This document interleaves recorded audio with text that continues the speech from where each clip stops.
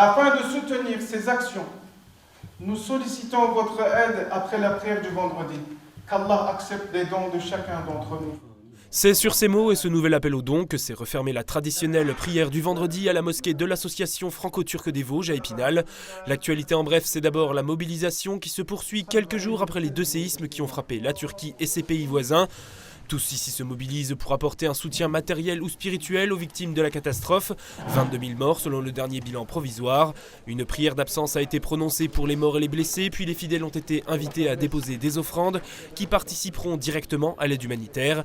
Un semi-remorque de 90 mètres cubes a déjà quitté les Vosges direction la Turquie, alors qu'il faut entre 4 et 5 jours pour que le chargement parvienne à destination. Un autre est déjà en préparation, ici dans la Cité des Images.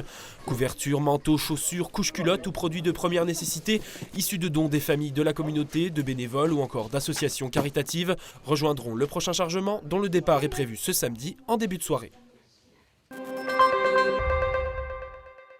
Suivre des yeux un robot en mouvement, assister à une émission plateau en direct, s'essayer au stop motion ou encore se faire expliquer les principes de la motion capture, cette technique qui consiste à capturer numériquement les mouvements d'un acteur. Voilà un petit aperçu de ce qu'il était possible de découvrir samedi dernier lors de la journée portes ouvertes de l'IUT de Saint-Dié-des-Vosges qui fêtait ses 30 ans d'existence.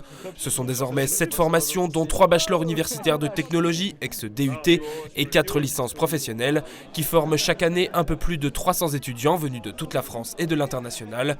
Autre temps fort de la journée, la traditionnelle cérémonie de remise des diplômes au sein de l'amphithéâtre. Car si les visiteurs étaient venus à l'IUT pour s'informer sur leur avenir, cette journée marquait pour beaucoup de ces diplômés le début de la vie professionnelle.